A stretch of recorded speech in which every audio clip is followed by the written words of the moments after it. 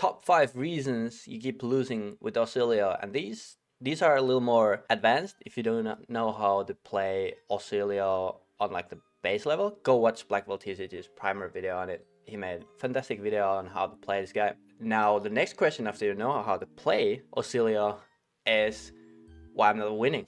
Why do I keep losing? Is this deck D tier? Nah. Keep these 5 tips in consideration. This was actually 10 at first, but I condensed because they are kind of the same, but a little bit of like subclass, child class. Let's start with the first thing is overplaying. And this considers also like especially sigils. You need to have few things in consideration. I did craft here a hand, which looks like a really nice hand, right? But there is a couple of ways to go about it. So we start with gun and flash, we bounce it back, right? This ceases to exist. We do funnel, we do gun, we go again, we do sigil, bounce, gun back. And now, what now? We do have an action point left, right? But do we play this gun in a flash for 4 here? It depends on a couple of things. Is our tunic at like 0, or I mean at like 1 or 3 or 2? If it is at 3 and 2 and we can combo next turn, we do want the arsenal, the gun and a flash. Or is in separate of this tunic counter, if we do actually use instead of conductivity the sigil of lightning, which creates this embodiment next turn, or we have bindle, opted, top, blast, anyway that creates this embodiment for next turn. I do like to keep gun and flash in arsenal. Otherwise, if you don't have tunic or embodiment, it's kind of stuck there, so you just might as well ship it. But if we do get embodiment, just, you know, you don't need to overplay the AP, it's just arsenal it for the next turn. Or if it threatens lethal, of course, you can like go gun here. Other thing is that if you draw these, you get this one as well.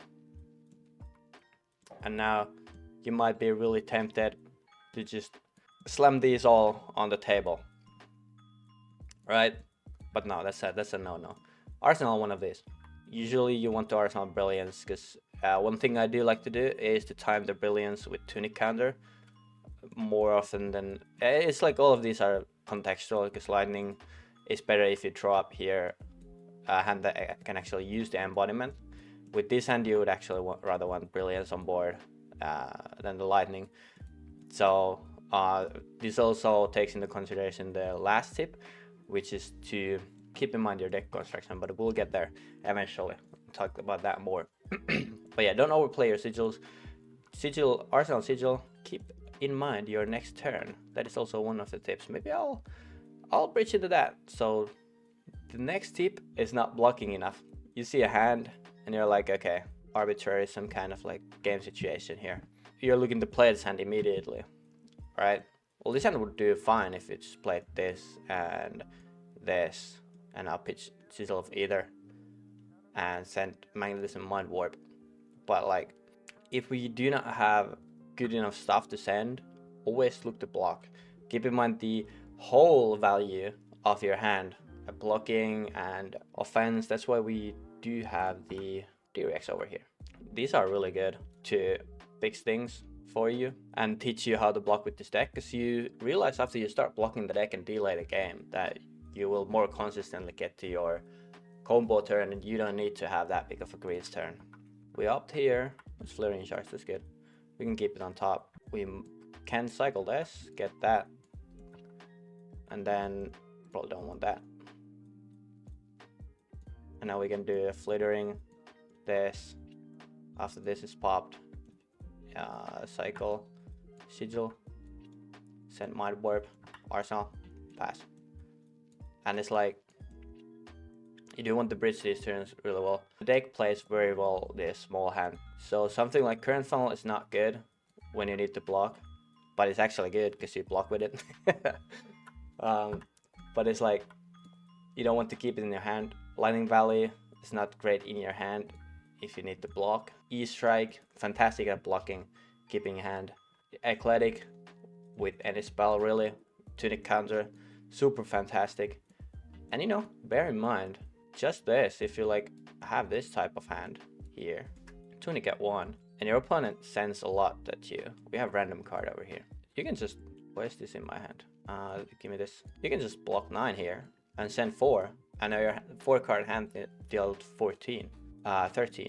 Yeah, these 0 for attacks, 0 for 4 attacks. They don't need anything else. You just send them with no go again, and you're doing just fine. Consistently coming up with numbers. That brings me to my next tip. It's relying too much on the combo and you waiting on your perfect Greaves turn, because you might learn at first having Gun in a Flash is the most powerful card. You're right about that, but we are not relying on that. Like this type of hand, this is like the classic. We do have a spell, good spell, 0-cost spell, and sigil, and instance. So now this is like the go button. Tunic at 3, or Blossom, Lightning Greaves, blocked, -1 counter. And we go off with Descent, right? And this is like usually just way overkill if you play your turns decently well with value and blocking. A lot of times you might have a hand like this, and this is still a perfectly fine turn. You just see here, look at the next card. Oh, okay. Yeah. We saw this one coming up, and 4-card Gun in a Flash. This Greaves just upgrades this hand fantastically. Gun in a Flash. My opponent decides to not block the first swing. Very, very good decision. So now the Valley has no value. So we cycle the Valley, because we can't keep it around with this hand. And we get this itself either. And our resolution, this, go again, this, Mind Warp. And now we have the Sigil of Lightning too for the next turn, and our next turn is Gas. We draw up random 4 cards. And all that good stuff. There is also a lot of hands where I guess I can grab here Blast Oblivion and show, because it's not only Gun that I use. I use Blast a lot with Greaves as well. So we do have this type of configuration here. This hand does not have a go again, so apart from Flaring Charge, you would go like Flaring Charge, like Discharge, Flaring Charge, Solace, Etchings, but you need to pitch for it. It just have like issues, and if you go like Glittering, Discharge, Blast, Solace, it's like really fine if your opponent has an aura here. You can disrupt and arsenal this Etchings, but you can also use this hand to combo. So we drop this and draw a random card, and now this hand is really fantastic because we play this one out with cycle Discharge. Okay, that's not Brilliance.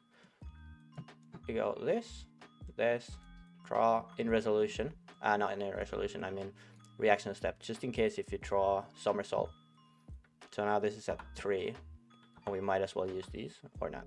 And now we get 1 action point here, and we have way over the action points.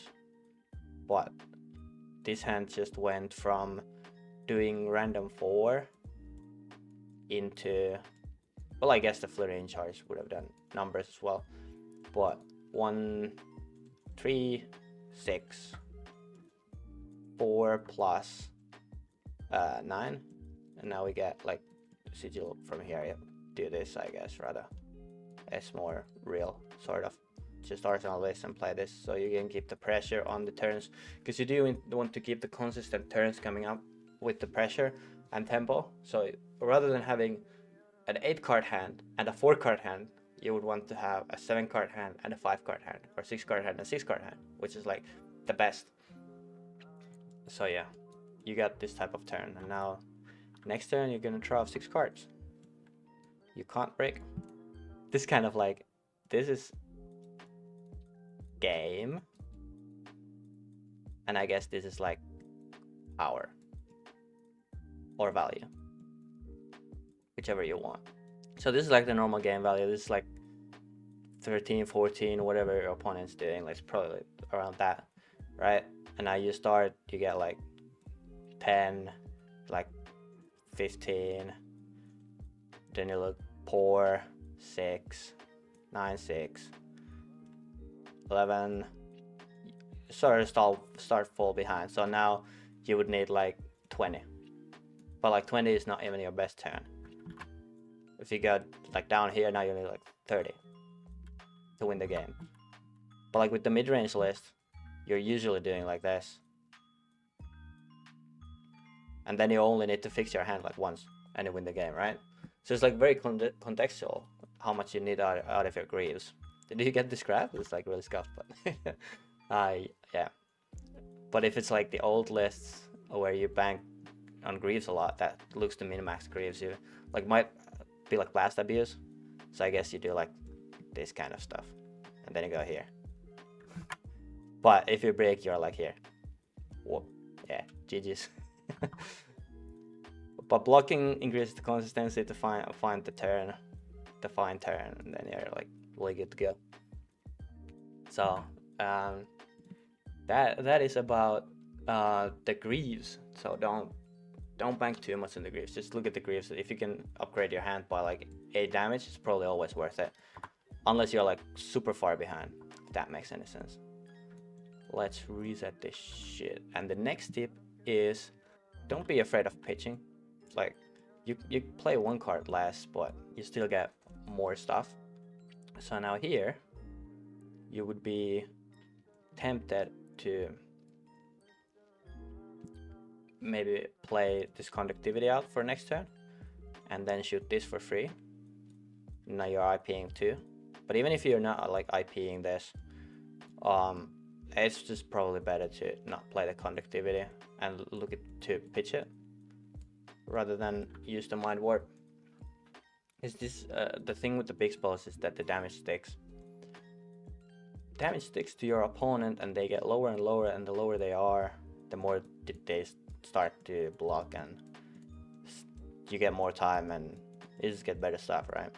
So also fixing your hand. So the next hand would be pretty good, but I suppose we don't need this nor this. And now we have the mind warp as well, so we bottom this. And we can like pitch the mind warp away too, or Ganon flash away if this is like turn 1 with embodiment, because we started Sigil of Lightning, so we rather get more use of the mind warp. Arsenaling your instants and the arcane spells is pretty good, because the other arcane spells proc 3. And now we draw random 4. It's looking pretty nice. Pitching. Maybe this. So yeah. Don't be afraid to pitch. Also with like if you have Tunic counter up and you do not have Ganon Flash, or you have Ganon Flash but you have not seen Ganon Flash in a long time, it is better to use Ganon Flash to pitch then rather than Tunic resource, because you will probably see Ganon Flash faster than the Tunic resource. So it's like you want to keep the threat of your combo and like for yourself as well as the combo ability up at all times, kind of, but like sometimes you need to make compromises out of that. So then it's just whatever is the better option, because with Oscilio you get tons of options all the time. So that is that. The last tip is the biggest tip of them all: not considering your coming turn well enough. This I've talked a little bit on this video, and it is also consists of not considering your deck combination, and it consists also not playing to your matchups and the cards that are very good in the said matchup that you are playing, and cycling towards them, or then slowing down the cycling because you don't want to get fatigued and all that. Arsenaling was the big part of this as well, but which we should talk about as well. Creating embodiments for next turn. These like your super big non-greaves turns, which includes usually like funnel or somersault or blast or Ganon Flash, and usually it's like all of those with funnel. They start with embodiment of lightning like 99% of the time. That's just how it goes. So these are super important. That's why Sigil of Conductivity is so good and Blast is so good, because you need to play those cards better. But yeah, so here we do have a hand that do extremely well. We can draw a card here, so we do want the info first, and I do want the Sigil of Conductivity, so I guess we can go here and draw a card. And now we are looking to cycle the next one. if the opponent blocks 5, I can't really play this, and I want to give it up. So then cycle, so we can force damage through here. So we play this, get 1 brilliance, 2 hold priority, pitch this away, etchings for 5, draw a card. Funnel is alright in Arsenal. It's not always like that good in Arsenal because it needs something to start itself with, but the cards that are very amazing in your arsenal are all the sigils, Lightning Valley, 1 arcane spell that is online when you get to play it because you can then block with the rest. Gun and a Flash, of course, especially when you have Tunic counter up and you can threaten combo and you have Embodiment of Lightning. E-Strike is always good in Arsenal. And Somersault is super underrated in the Arsenal because this is just another D-React for you. So yeah, those are there like any other cards? Sigil of Solace, of course. Entwine, anything that just plays your next turn seamlessly, that does not require you to really have other cards in there. Sometimes these blue blinks, they don't do a lot. You wish it was in your hand to cycle or pitch. Oh yeah. And now the thing is with these draws, you would want to consider your deck combination, like what is left here in your deck. So looking through the grave, we do see there's 2 guns gone.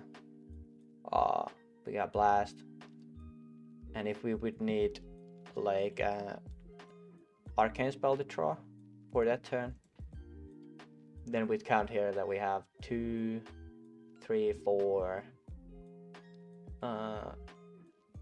5 out of the deck. So there's like in half deck, there's like about half left of the arcane payoffs. So the chances, they're like average. But if we have like 2 of these back, now we have like 3 here, right? And now in like half of the deck, there is way more than half. There's 7 left. So then the chance is higher to draw them, and you can actually look to go for drawing an arcane spell or any instant that you need or 0 for attack. But yeah, you should always be wary of your pitch stack and what you have in your grave, so then you know like what the 30th card over here is when you use Oscilio to cycle the cards. So don't fuck up your hands, just upgrade them. Arsenaling well and creating embodiments and not overplaying is the best thing you can do to consider your next coming turn. And also keep in mind how big of a grief turn you need and how fast. And the matchup specifics are very important. So of course, the baseline thing is that you do want to draw into a Sigil of Brilliance as fast, the first one, so you get your etchings really online and you get like big tempo. But if it's something like if you can't use the Valley, can't keep it up, or it's a matchup where they block the breakpoints like super well, then the Valley is not really that valuable. So you want to cycle it off and maybe look to draw into your D-Reacts. If your opponent has AB0 or AB1, even if your flittering hand would do more numbers, technically, you probably do want to keep a hand like this, so you can trigger the surges. We are very good at abusing our opponent's equipment suit, right? So those would be the matchup specifics. There's like a lot more to them, and it's like Golpathai also said that he's not playing flittering charges into Guardians because test of strength and whatever, and they are not in the deck. So it's like whatever cards are not your best at the matchup, and you do have the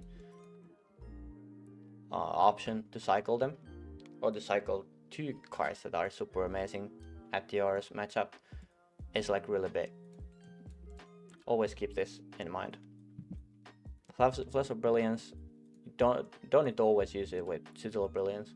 Just a hand that is break, but if you like if you have Blast, Flittering, 2 arcane spells, or like Blast, Flittering, Eclectic, arcane spell, a hand that looks kind of a brick, and you have like Conductivity out, just block with Brilliance to discard maybe the Eclectic, create Embodiment, draw an instant, so now you can go like Gone, or like Blast, Flittering, go again with Sigil, and now shoot the spell, and it's like really good hand.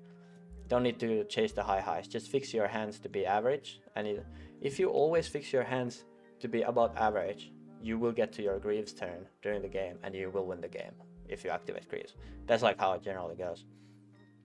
And with either Bindings of Third Age, usually I don't even pop this during combo turn unless it's like Blast Somersault, where I know it goes like really big, or Blast Sigil of Either payoff as an arcane spell. Other than that, it's like if you see 2 or 3 sigils over here popping, and this decides if it's like guaranteed surge or not, just pop this. It's the best value to get the guaranteed surge out of this. You get like 1 or 2 more damage, 1 life, and +3 from the surge. So it's insane value out of this. It's the consistent threats that you want to make these out of, rather than the 1 spike, unless of course you need the 1 spike.